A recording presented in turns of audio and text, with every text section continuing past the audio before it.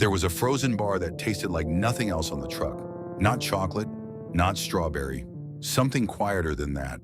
A crunchy almond coating that shattered the moment your teeth broke through, and underneath it, cold vanilla cream that hit the back of your throat like the first real day of summer.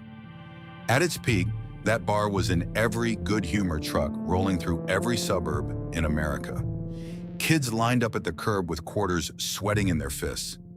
Families stacked the multi-packs 3 deep in the freezer. It was the bar you didn't have to think about. You just asked for it every single summer for 50 years. Then one day in 2022, the shelf space was gone. No farewell, no announcement on the 6 o'clock news. Just an empty slot in the frozen foods aisle where something beloved used to live. How does a taste that defined the American summer for half a century simply disappear without a word? This is that story. And if you grew up reaching for that white wrapper on a hot afternoon, this one belongs to you. It started with a stick. In the summer of 1920, a candy maker named Harry Burt was running a small confectionery shop in Youngstown, Ohio. He had already invented one thing worth remembering, a lollipop he called the Good Humor Sucker, a hard candy on a wooden stick so children could eat it without getting their hands sticky. But Burt was thinking bigger. He had been experimenting with a chocolate-coated ice cream bar, and the taste was right, but the problem was the same one every parent in America already knew. Ice cream made a mess. It dripped, it smeared. It ended arguments about whether kids could eat it in the car. His daughter took one bite of the new chocolate bar and said it tasted good. His son pointed out the obvious solution. Put it on a stick, the way the lollipop worked. Burt filed the patent in 1920. By 1921, he had outfitted a fleet of refrigerated trucks with bells, dressed his drivers in white uniforms to signal cleanliness, and sent them rolling through the neighborhoods of Youngstown with a simple promise. Ice cream you could hold in your hand, sold by a man who looked like he worked in a hospital. The idea worked immediately. The trucks spread. Within a decade, Good Humor had franchised operations in cities across the Midwest and East Coast, and the white truck with the bell had become one of the most recognizable sounds of the American summer, as reliable as a lawnmower on Saturday morning or a screen door slamming shut in the heat. But the Toasted Almond Bar came later, and it came from a different kind of thinking. By the time Good Humor was building out its full product lineup through the 1940s and 1950s, the company understood something important about the people lining up at the truck window. Not everyone wanted chocolate. Chocolate was safe. Chocolate was expected. But there was a segment of the American public that wanted something with a little more texture, a little more sophistication, without crossing into anything that felt fancy or expensive. These were working families in the suburbs that were exploding across post-war America. They wanted a treat that felt considered without feeling indulgent. The Toasted Almond Bar answered that exactly. The formula was straightforward in concept and precise in execution. A center of vanilla-flavored frozen dairy dessert surrounded by an almond-flavored coating and rolled in a crust of toasted almond crumbs that gave the bar its defining characteristic. That dry, nutty snap on the very first bite that no other bar in the lineup could replicate. The almond flavor was not sharp or bitter. It was warm. It was the kind of flavor that felt familiar even the first time you tasted it. Like something your grandmother might have baked on a Sunday afternoon translated into something cold and portable and perfect for July. The timing could not have been better chosen. The 1950s and 1960s were the golden age of the American suburb, and the suburb was the natural habitat of the Good Humor truck. Streets full of children with nowhere particular to be on a summer afternoon. Mothers watching from porches. The distant sound of that bell coming around the corner. In the scramble for change on the kitchen counter. The Toasted Almond Bar fit into that world without effort. It was price for a child's allowance, size for a child's hand, and complex enough in flavor that adults reached for it too. Somewhere in a Good Humor test kitchen, sometime in those post-war decades, someone pulled a bar off a production line, took a bite through that almond crust, felt the cold vanilla underneath, and understood that they had made something people would come back for. They were right. For the next 50 years, they were exactly right. If you were a child in America between 1965 and 1995, there's a good chance the Toasted Almond Bar was part of your summer the same way fireflies were, or the smell of cut grass, or the particular boredom of a Tuesday afternoon in August with nowhere to go and nothing to do except listen for that bell. The good humor truck had a language of its own. Every neighborhood knew it.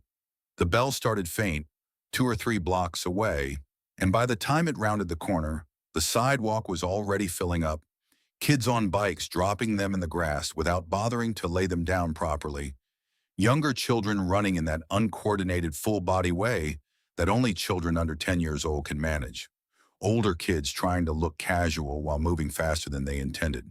The truck would stop, the window would slide open, and the decision had to be made. There was always a decision. The strawberry shortcake bar was pink and obvious. The chocolate eclair was safe and familiar. But the toasted almond bar occupied a different position. It was the choice of a kid who had tried the others and arrived at something more specific, more personal. You didn't grab a toasted almond bar by accident. You knew what you wanted, and you wanted that crust. The bar came out of the truck wrapped in a thin white paper sleeve printed with a good humor name in red and blue. The unwrapping was its own ritual. You peeled it back carefully because the almond crumbs on the outside had a tendency to cling to the paper, and losing even a few of them before the first bite felt like a small injustice. The coating was dry and sandy in texture, not greasy, not sticky. Toasted almond crumbs pressed firmly enough into the surface that they held together through the wrapper and the first few bites before beginning to fall in a gentle cascade into your hand or onto the sidewalk. The vanilla center was smooth and cold and quiet in flavor, content to let the almond do the work. Together, the two components created something that rewarded patience. The bar did not give up all of its pleasure in the first bite. It deepened as you went. By the 1970s, the toasted almond bar had also made the move from the truck to the supermarket freezer case. And this is where a second generation of its life began. The multi-pack box, white with the Good Humor logo, stacked in the frozen foods aisle alongside the popsicles and the creamsicles and the fudgesicles, meant that the bar was no longer something you had to wait for. It lived in your freezer. It was available on a Wednesday night after dinner when nobody was going anywhere. It was the thing your mother handed you through the back door when the day had been long and the house was hot and she needed 5 more minutes of quiet. What was it about that bar that made it feel like yours and no one else's? Part of it was the flavor profile. Almond was specific in a way that chocolate never had to be. You either sought it out or you didn't.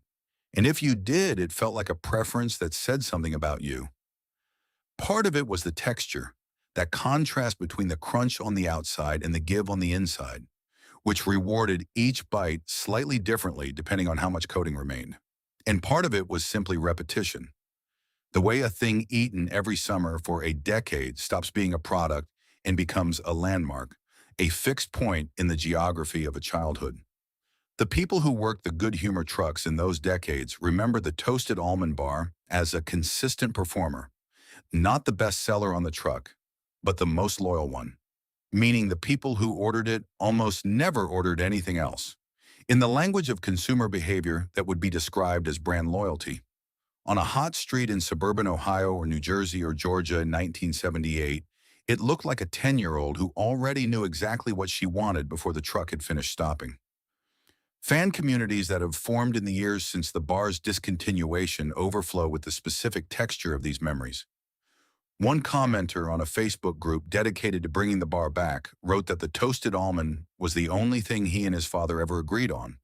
Every Friday evening in the summer, his father would flag down the truck and order 2 of them without asking, because there was no need to ask. A woman in a Reddit thread described driving 40 minutes out of her way in 2021 to a grocery store that someone had reported still had a box in stock, buying 4 boxes, and keeping one in the freezer for 6 months before finally opening it.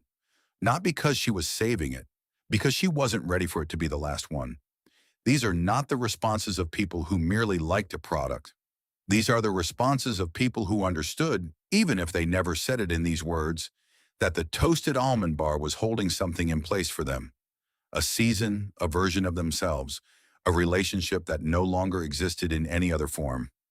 The bar was at its widest cultural reach through the late 1970s and into the 1980s, available in Good Humor multi-packs at Kroger, Safeway, A&P, and Winn-Dixie locations from coast to coast, still riding the trucks through the neighborhoods each summer, still wrapped in that white paper that came apart in the heat if you weren't careful. It was everywhere. And because it was everywhere, nobody thought to worry about the day it wouldn't be. That day was coming. But in the summer of 1983, standing on a sidewalk in the afternoon shade with a Toasted Almond Bar in one hand and change left over in the other, there was no reason on earth to believe that anything about this would ever change. The Good Humor truck was a beautiful business model until it wasn't. Through the 1950s and 1960s, the truck was everything. The distribution channel, the marketing campaign, and the customer experience all rolled into one white vehicle with a bell. You didn't need a television ad if your product came to the customer's front door every summer afternoon. You didn't need shelf placement negotiations with supermarket buyers if the buyer was a 9-year-old standing at the curb. The truck was simple, direct, and deeply personal in a way that no freezer aisle could replicate. But by the late 1960s and into the 1970s, the economics of the truck were beginning to strain. Labor costs were rising. Fuel was more expensive. The suburbs were spreading outward faster than routes could follow them, and the new subdivisions being built at the edges of American cities were designed around cars, not foot traffic. Wider streets, fewer sidewalks, longer distances between houses that made the old neighborhood route less efficient with every passing year. The truck was not disappearing, but it was no longer sufficient on its own. Good Humor had already begun its move into supermarkets before these pressures peaked, but the shift accelerated through the 1970s as the company recognized that the freezer aisle offered something the truck never could: year-round availability, consistent volume, and access to the growing number of American households doing their weekly shopping at the large suburban supermarkets that were themselves expanding rapidly during this period. The multi-pack format was the key. A family that bought a box of 12 Toasted Almond Bars at Kroger on Saturday was buying convenience, predictability, and a freezer stocked against the requests of children for the entire week ahead. The supermarket deals required a different kind of selling entirely. Instead of a driver with a bell, Good Humor now needed sales representatives negotiating with regional grocery buyers, arguing for freezer case real estate in a category that was becoming more crowded every year. Popsicle was there, Klondike was growing, store-brand frozen novelties were beginning to appear at lower price points.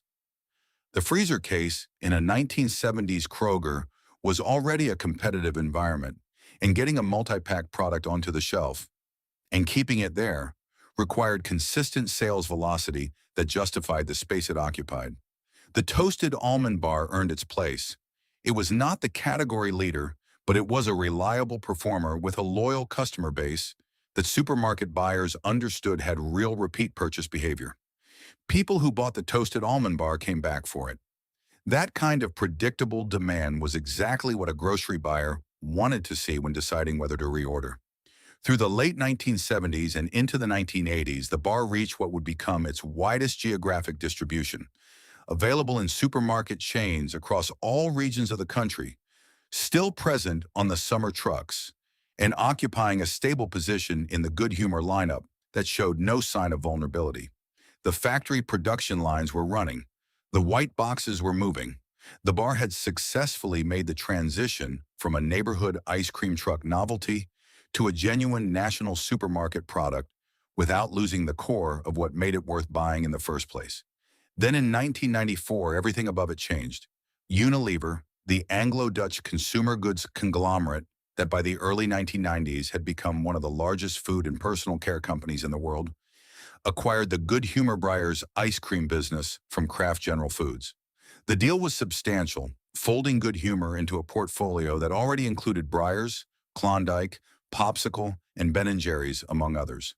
From a pure scale standpoint, the acquisition made the Good Humor brand part of one of the most powerful frozen dessert distribution networks ever assembled in the United States.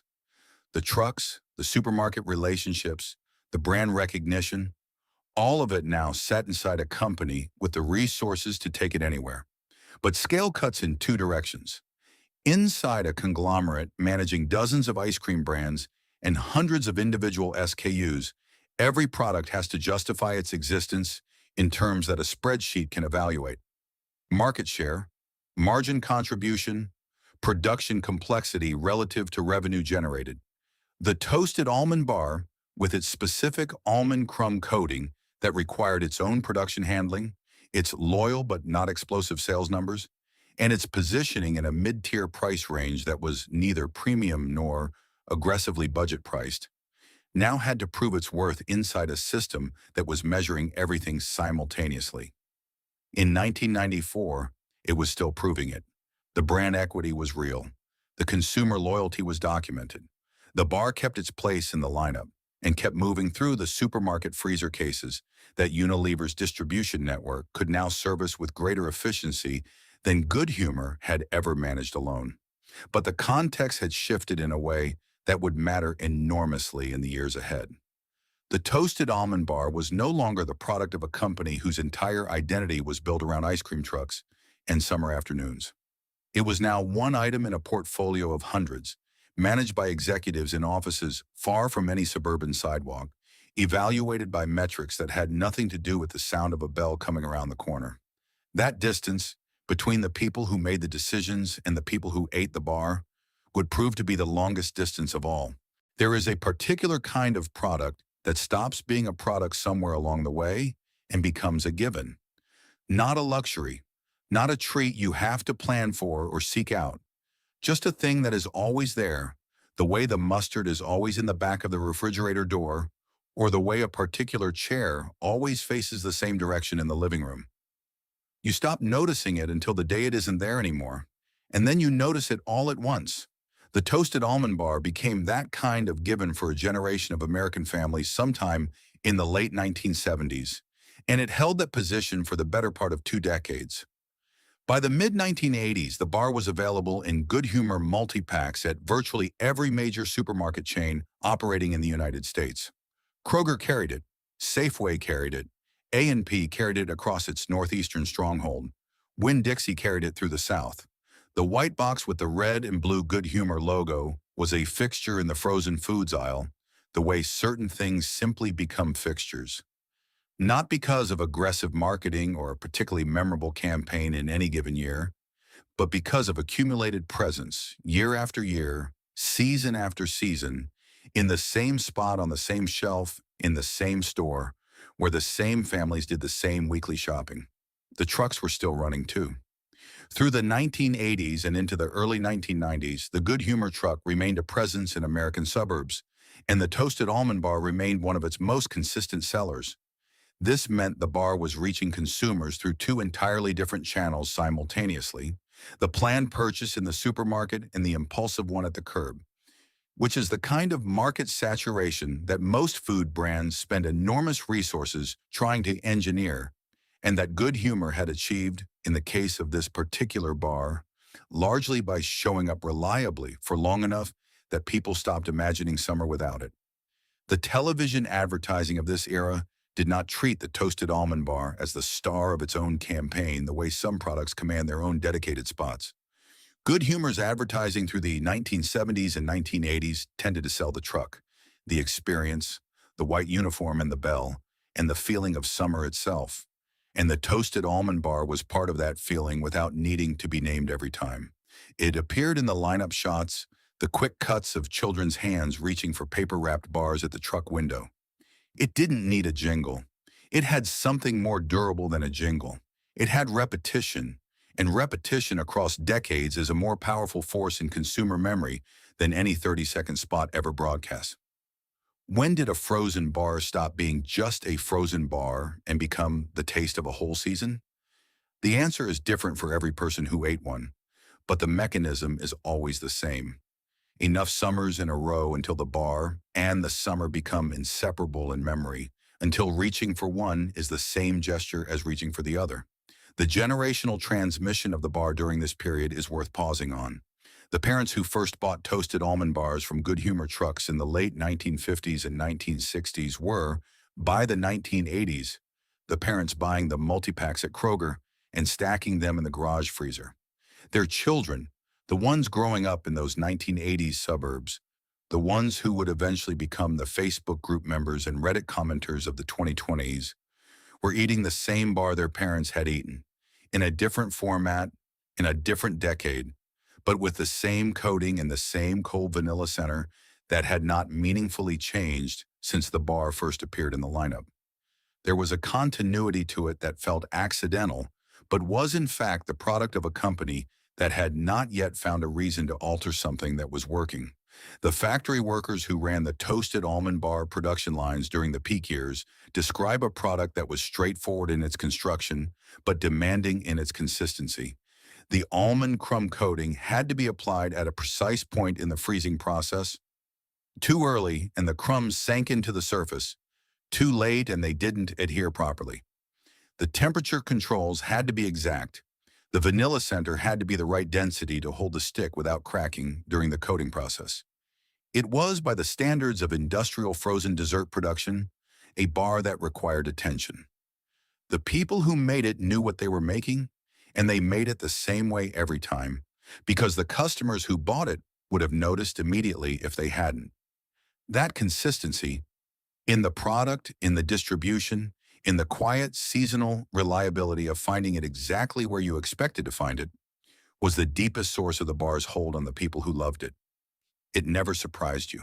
It never disappointed you. It was simply, summer after summer, exactly what it had always been. In the food industry, that kind of stability is supposed to be the foundation you build on forever. What it turned out to be in this case was the last thing to go. The shopper in 1998 who reached into the freezer case at her local Kroger and pulled out a box of Good Humor toasted almond bars had no reason to think anything was wrong. The box looked the same. The bar inside looked the same. The price was reasonable. She put it in the cart the way she always did, drove home the way she always did, and stacked the box in the garage freezer next to the popsicles without giving it another thought. What she could not have known, what none of the people buying the bar through the late 1990s and early 2000s could have known, was that the world the bar lived in was quietly becoming a more difficult place to survive. The first pressure was structural, and it had been building since the Unilever acquisition in 1994. Inside a portfolio that now included Breyers, Klondike, Popsicle, Haagen-Dazs, and Ben & Jerry's, the Good Humor brand occupied a specific and increasingly complicated position. It was the classic American novelty line. The truck bars, the summer staples, the products that carried enormous nostalgia value, but not the kind of premium pricing that drove the margins Unilever needed from its ice cream division. Ben & Jerry's could charge $4 more per pint, and consumers would pay it without flinching because the brand had built a story around its product that justified the price. Haagen-Dazs bars were positioned as an adult indulgence, a small luxury, something you bought for yourself rather than for the children. Good Humor was neither of those things. It was accessible, affordable, and beloved. Three qualities that are genuinely valuable to consumers and genuinely difficult to monetize at the scale a company the size of Unilever required. The Toasted Almond Bar, specifically, carried an additional complication that the simpler bars in the lineup did not. The almond crumb coating was not a cheap component to produce. California almond prices, which had been relatively stable through the 1980s, began a long-term upward trend in the late 1990s and accelerated sharply through the 2000s as global demand for almonds grew, and the California crop, which supplied the majority of the world's almonds, became subject to the kind of supply volatility that commodity markets produce. A bar whose defining characteristic was a coating of toasted almond crumbs was, from a cost of goods standpoint, more exposed to that volatility than a bar whose coating was chocolate or a simple sugar glaze. Every time almond prices moved, the margin on the Toasted Almond Bar moved with them in the wrong direction. The second pressure came from the market itself, and it arrived from two directions at once. From the premium end, the category was changing. Through the late 1990s and into the 2000s, the frozen novelty aisle was being reshaped by products that offered more. More chocolate, more sophisticated flavor combinations, more of a sense that you were treating yourself to something worth the calories. The Magnum Bar, which Unilever itself owned, was built on exactly this proposition. A thick Belgian chocolate coating, a rich ice cream center, and packaging and advertising that positioned it as an adult pleasure rather than a children's snack. Magnum was growing.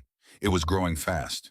And inside Unilever's own planning meetings, the resources and the marketing attention were following that growth. From the value end, private label frozen novelties were improving. The store brand almond bars and vanilla bars sitting 2 shelves below the Good Humor multi-pack in the freezer case were getting better in quality and more aggressive in price. And for a consumer who was not specifically loyal to the Good Humor name, the gap between them and the branded product was narrowing in ways that were visible at the register.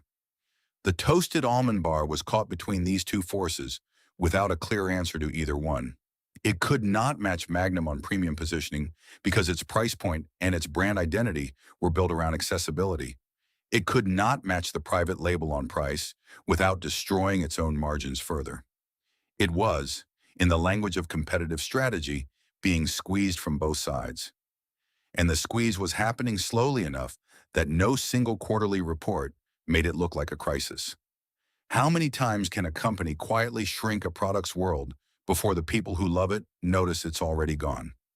The answer, as it turned out, was many more times than anyone who loved the bar would have found acceptable.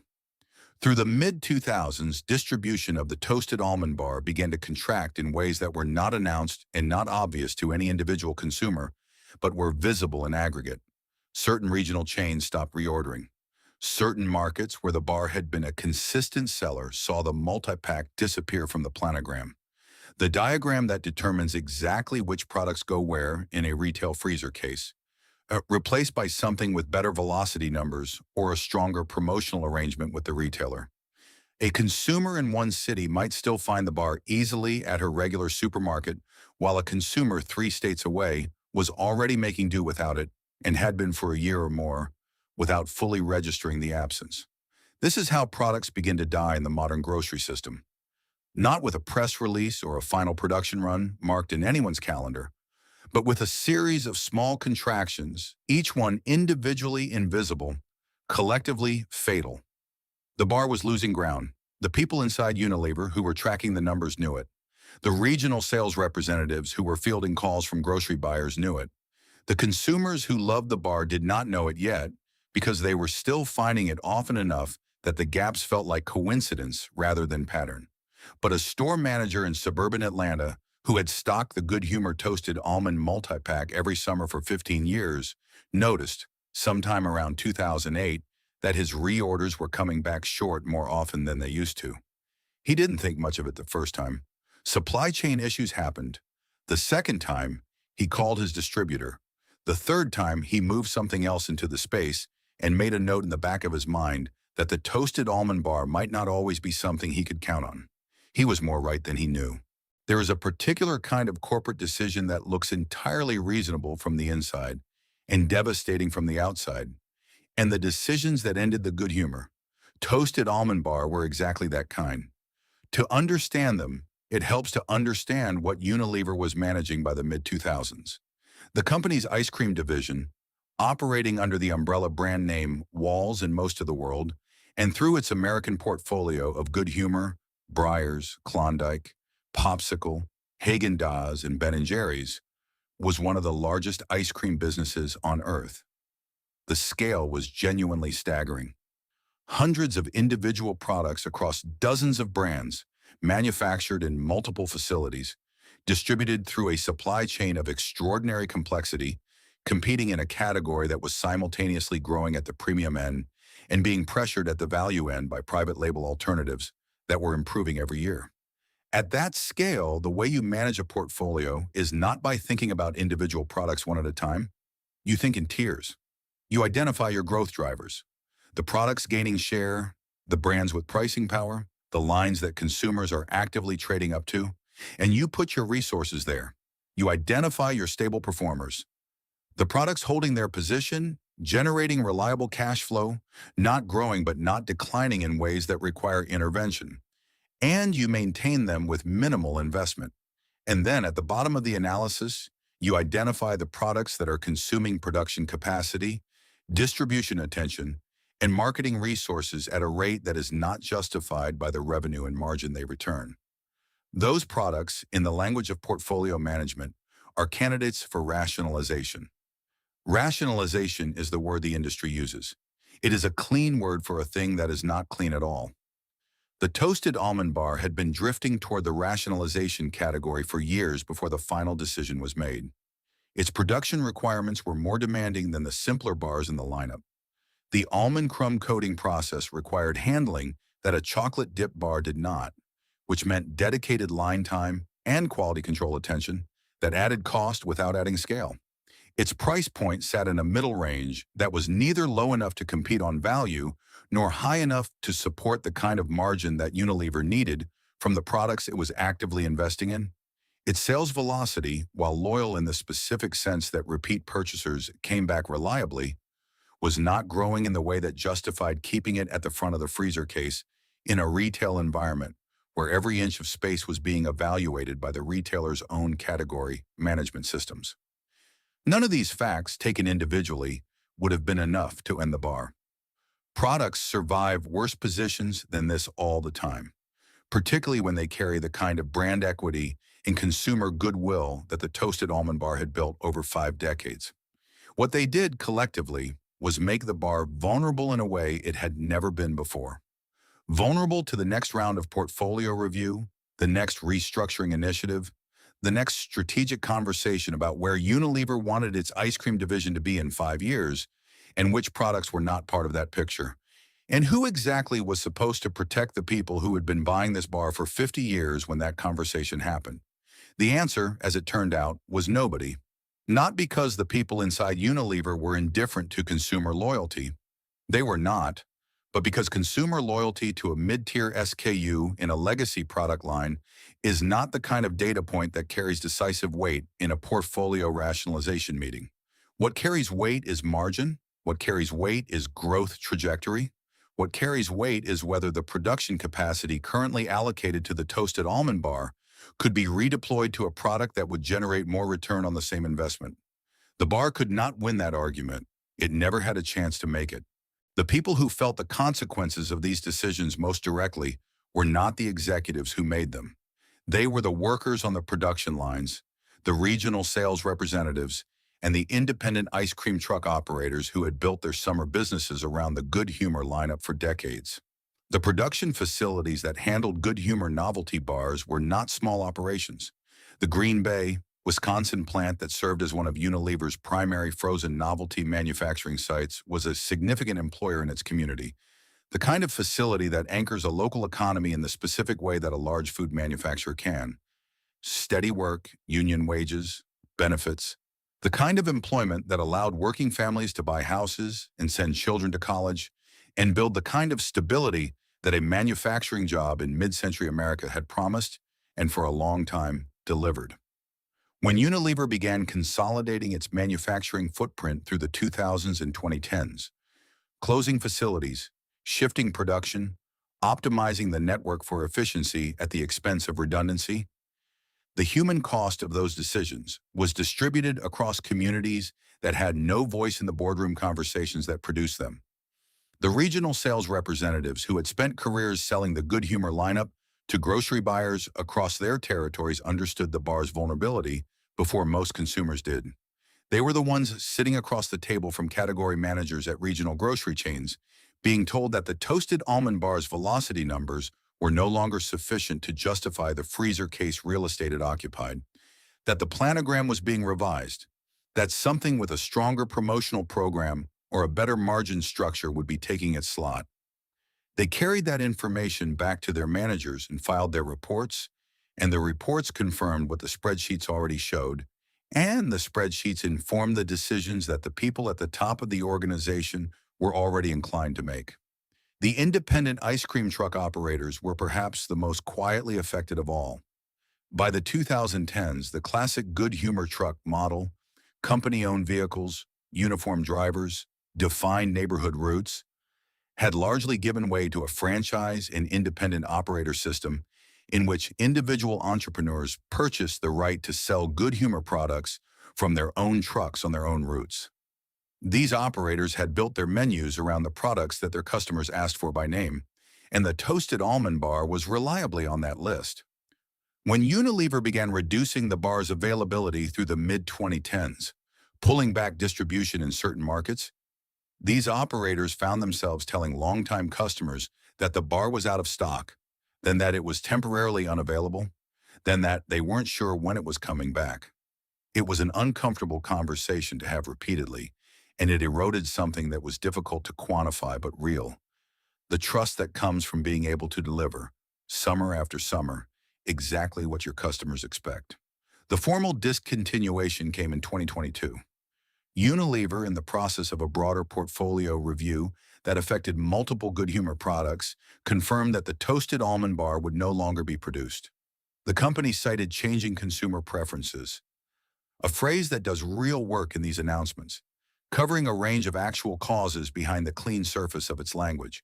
Changing consumer preferences.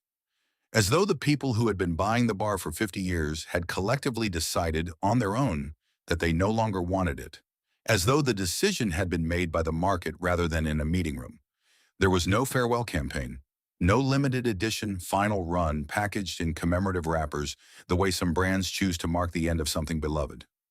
No acknowledgement in any public communication from Unilever that what was being discontinued was not merely a SKU, but a 50-year relationship with millions of American consumers who had never been given any reason to expect it would end. The bar simply stopped being made. The production lines that had turned out toasted almond bars through the summer seasons of 5 consecutive decades went quiet. The boxes stopped arriving at distribution centers. The reorders stopped being fulfilled. And in freezer cases from Maine to California, the space where the Good Humor Toasted Almond multi-pack had lived for 30 years was filled with something else, something that had better velocity numbers and a cleaner margin profile, and no history whatsoever with the people standing in the aisle staring at it. The decisions that ended the Toasted Almond Bar were not made by villains. They were made by professionals doing the job they were hired to do, applying the logic of modern portfolio management to a product that could not survive that logic's conclusions. That is, in some ways, the most honest and the most troubling thing that can be said about what happened. The bar was not killed by malice. It was killed by a system that was working exactly as designed, a system that had no room in its calculations for the specific weight of a summer memory, for the particular value of a taste that a person has carried since childhood, for the irreplaceable quality of something that has simply always been there. Those things do not appear on a spreadsheet. They never did. And in 2022, for the last time, that absence made all the difference. The first sign was not an announcement. It was an absence. Sometime in the spring of 2022, shoppers in certain markets across the United States began reaching into the freezer case at their regular supermarket and finding that the Good Humor Toasted Almond Bar multi-pack was not where it was supposed to be, not moved to a different shelf, not temporarily out of stock with a paper tag promising restocking by a certain date. Simply gone. The space it had occupied filled by something else, or left empty in the way that freezer cases sometimes look when a planogram change has not yet been fully executed and the new product has not yet arrived to cover the gap. Most of these shoppers assumed it was a supply chain issue. The early 2020s had conditioned American consumers to expect disruptions. Empty shelves had become a familiar enough sight during the pandemic years that a missing multi-pack registered as an inconvenience rather than a warning. People made a note to check again next week. Some of them checked a different store. A few of them, the ones whose relationship with the bar went back the longest, felt something slightly more uncomfortable than inconvenience. A small, specific unease that they could not entirely account for and did not yet have a name for. The confirmation came in pieces. A customer service inquiry to Unilever returned a form response acknowledging that the product had been discontinued. A food industry trade publication noted the discontinuation as part of a brief item about Good Humor portfolio changes, and then, as happens in the internet age with any product that carries real consumer loyalty, the news spread through the communities that cared about it with a speed and an emotional intensity that surprised people who had not been paying attention to how many people cared.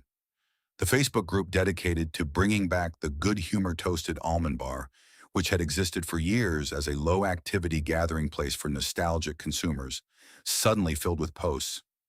People who had not logged into Facebook in months came back specifically to register their reaction.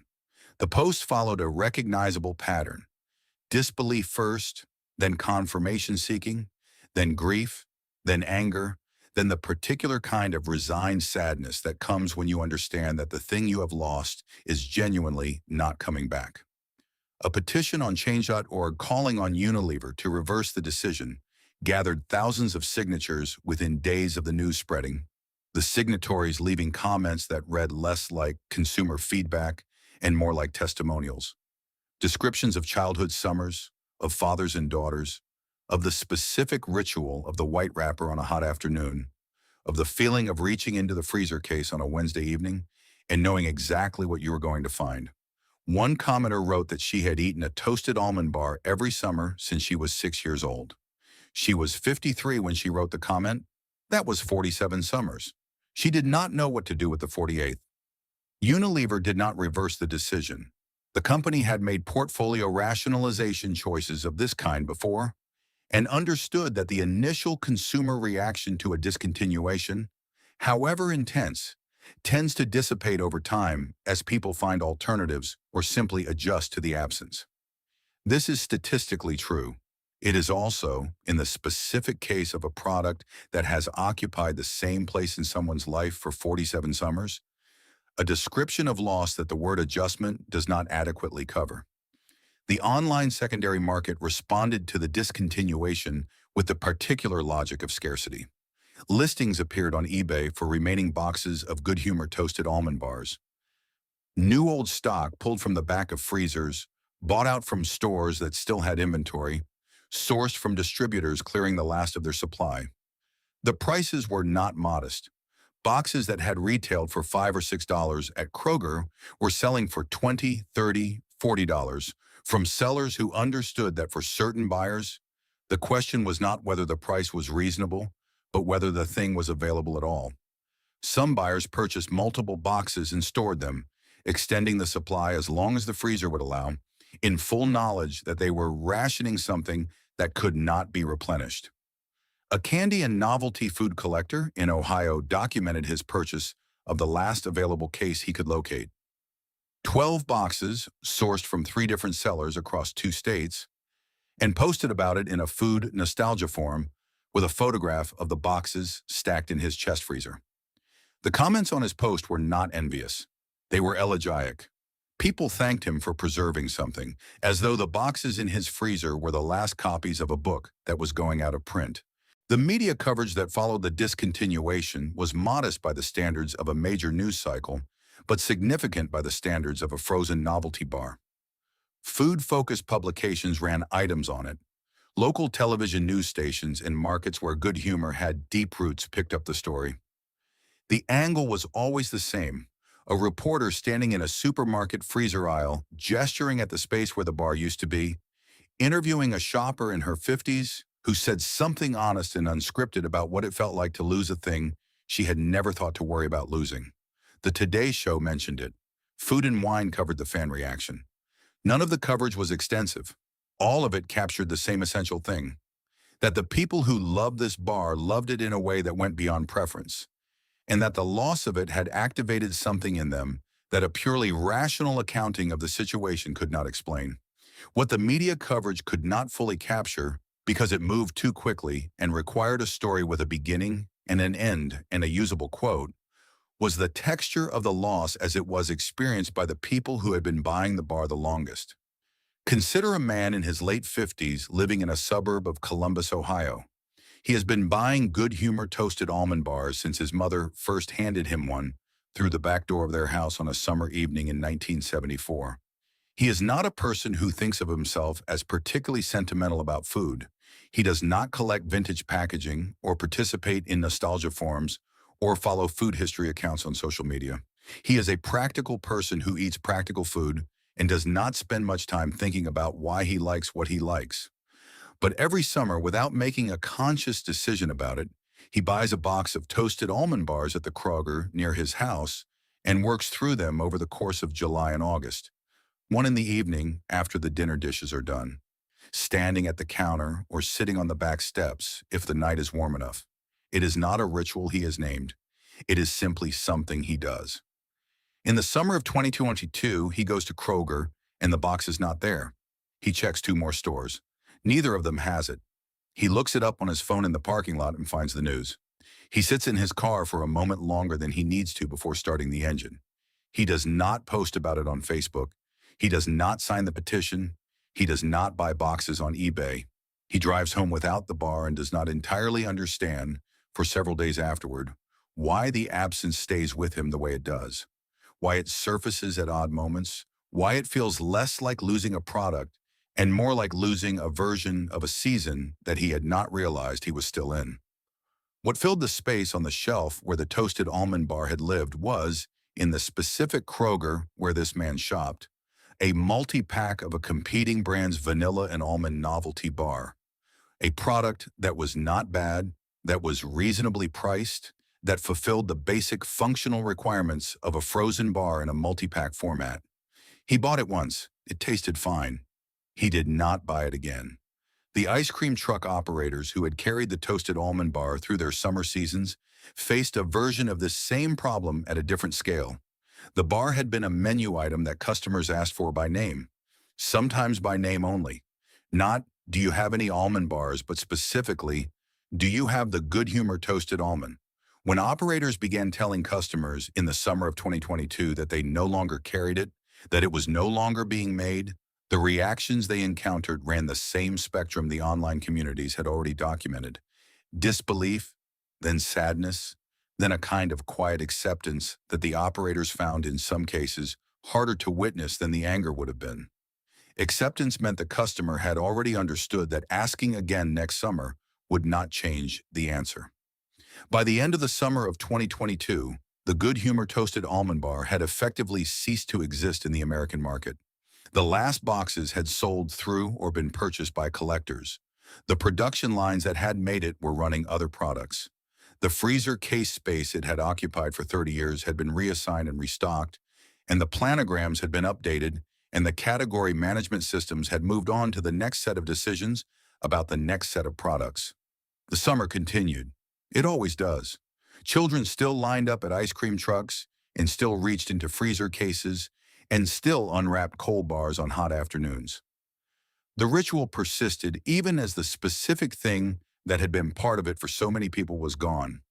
But somewhere in a suburb of Columbus, and in a suburb of Atlanta, and in a suburb of Portland and Phoenix and Pittsburgh, and every other American city where a Good Humor truck had once rolled through the neighborhood with its bell ringing in the summer heat, there was a person who opened a freezer door in July and felt, for just a moment, the specific weight of something that used to be there and wasn't anymore. That feeling does not have a product name. It does not appear in any market research report. It is simply what it is. The moment when a small, reliable piece of the world goes missing, and the world closes over the gap so quickly and so completely that you begin to wonder, after a while, whether anyone else even noticed it was gone. They noticed, they all noticed, and they have not forgotten. The shelf moved on. It always does. Within weeks of the Toasted Almond Bar's disappearance from the Good Humor lineup, the freezer case space it had occupied was filled, restocked, and planogrammed with products that had better velocity numbers and cleaner margin profiles and no particular relationship with anyone's childhood. The grocery system does not mourn, it optimizes. The gap closed, and to a shopper who had never bought a Toasted Almond Bar in their life, there was nothing in the frozen foods aisle of any American supermarket in the summer of 2022 that indicated anything had been lost at all. But in the communities where the memory of the bar lived, the response to its absence was not acceptance. It was ingenuity. Within months of the discontinuation, homemade copycat recipes began appearing across food blogs, YouTube channels, and TikTok with a frequency and a seriousness of purpose that said something important about the depth of the loss.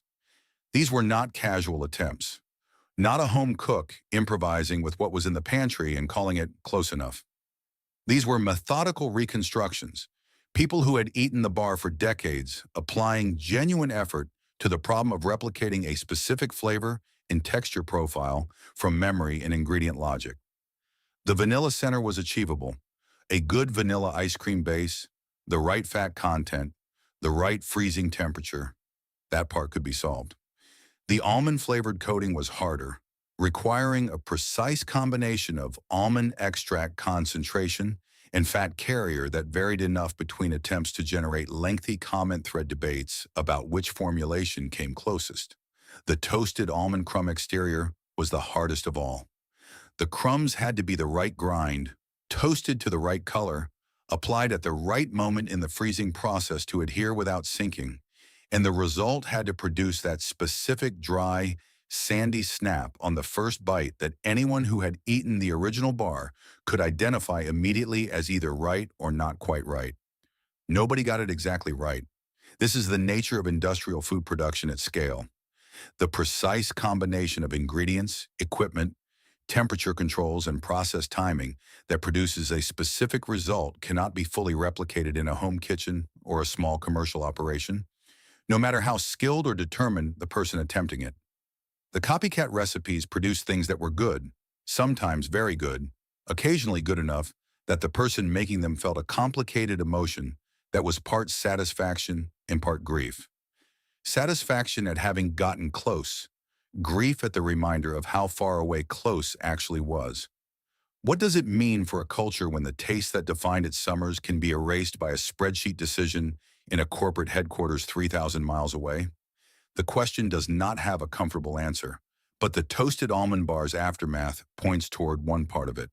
What the bar's discontinuation revealed, in the intensity of the response it generated, was the degree to which certain mass-produced food products had embedded themselves in American life, at a level that the companies producing them had never fully measured, and could not, therefore, fully account for when making decisions about their futures. Unilever tracked the bar's sales velocity. It tracked its margin contribution and its production costs and its retail placement metrics.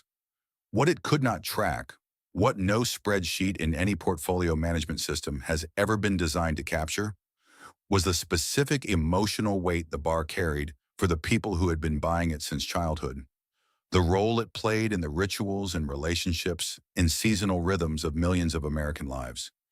That weight is real. The aftermath of the Toasted Almond Bar's discontinuation is evidence that it is real. Petitions, Facebook groups, eBay bidding wars, 47 summer testimonials, men sitting in parking lots looking things up on their phones and feeling something they cannot name.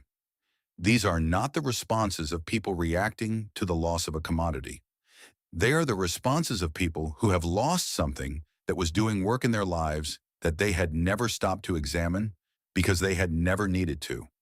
The broader food industry lesson written into this story is one that the industry has encountered before and will encounter again, because the economic logic that produces these decisions has not changed and will not change as long as large conglomerates manage portfolios of hundreds of products against margin and growth targets that have no line item for memory. Small products with loyal audiences and complicated production requirements will always be vulnerable in that system. They will always look from a certain angle and at a certain scale, like problems to be solved rather than relationships to be honored. What replaced the Toasted Almond Bar in the market was nothing specific and everything general. A category full of frozen novelties that are competently made and appropriately priced and entirely without the particular history that made one bar in one white wrapper mean something to the people who reach for it summer after summer for 50 years. The trucks still roll in some neighborhoods when summer comes. The bells still ring. Children still run toward the sound with money in their hands and decisions to make at the window. But there is one answer they can no longer give, and the person who used to give it without thinking, who never imagined a summer when that answer would not be available, is still out there somewhere, opening a freezer door in July and making do with what is there instead of what used to be. There was a sound that came before it. That is the thing people remember first, before the taste, before the wrapper, before anything else. The bell. Faint at first, 2 or 3 blocks away, then closer, then close enough that you were already moving toward the door before you had consciously decided to. The truck would round the corner and the afternoon would reorganize itself around that fact, the way afternoons in childhood have a capacity to reorganize themselves that afternoons in adulthood have mostly lost. Everything that had been happening stopped.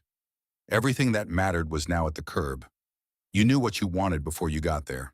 That was part of it. The specific certainty of knowing.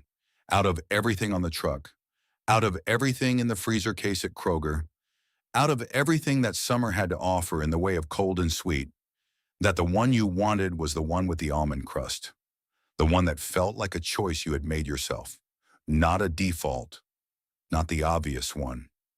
You handed over your quarter or your dollar, and the bar came back wrapped in white paper that was already softening slightly at the edges from the heat, and you peeled it back carefully because the crumbs on the outside were precious in a way that was completely out of proportion to their size and entirely reasonable, given what they were. The first bite was always the best one. That dry, sandy snap of toasted almond giving way to the cold vanilla underneath. A combination so specific that it occupied its own place in the flavor memory. A place nothing before or since has managed to fill. Not because nothing else is good, because nothing else is that. The taste was not complicated in the way that food critics use that word. It was complicated in the way that a place from childhood is complicated, layered with everything that happened there, inseparable from the context that gave it meaning, impossible to fully explain to someone who was not present for the original experience. This is what the Toasted Almond Bar provided that no nutritional label ever captured and no portfolio review ever measured. It provided a fixed point. In the long, loose geography of an American childhood, the summers that blurred together, the neighborhoods that changed, the families that shifted and strained and reorganized themselves around the pressures that families absorb. The bar was a constant. It was there the summer your parents were happy, and there the summer they weren't. It was there the year you were too old for the truck and started buying the multi-pack yourself, and felt in that small transaction something that resembled growing up. It was there when you bought it for your own children and watched them do with it what you had done, the careful unwrapping, the first bite, the crumbs falling into the hand, and understood without needing to say it that you were handing them something that went beyond the thing itself. That is what working-class American food culture at its best has always done, and what the people who condescend toward it have always failed to understand. The food was never just the food. The TV dinner eaten in front of the 6 o'clock news was never just convenience. It was a working mother's act of provision, the table she could set after a full day of work, the meal that said, I am here and I fed you, and that is enough, and it is. The cereal eaten on a Saturday morning in front of cartoons was never just breakfast. It was sovereignty, a child's hour before the day made its demands, sweet and unsupervised and entirely their own. And the frozen bar unwrapped at the curb on a summer afternoon was never just a frozen bar. It was the afternoon itself, the permission to be nowhere and want nothing except the thing already in your hand. The people who made the Toasted Almond Bar, the food scientists who formulated it, the production line workers who ran the coding process summer after summer with the precision it required, the drivers in white uniforms who handed it through truck windows to children who already knew what they were going to order. They made something that outlasted the math that was eventually used to end it. The bar generated loyalty that no focus group designed and no marketing campaign engineered. It generated it the old way, the only way that actually works. By being exactly what it was, consistently, for long enough that people stopped being able to imagine summer without it. That is the thing that is gone. Not a SKU, not a production line, not a slot in a freezer case planogram. A taste that was woven into the fabric of ordinary American life so thoroughly and for so long that millions of people carried it without knowing they were carrying it. The way you carry the particular smell of a house you grew up in, or the sound of a voice that no longer answers when you call. Somewhere tonight, someone is trying to describe that first bite to a person who never tasted it. They are reaching for the words, the crunch, the cold, the almond, the summer, and the words keep arriving slightly short of the thing itself, the way words always do when the thing they are reaching for is gone. That is what was lost. Not a product, a taste that was only ever possible once, in a particular time, in a particular country, on a particular kind of afternoon, that also no longer exists in quite the same way. It was enough. It was more than enough. And it deserved better than silence.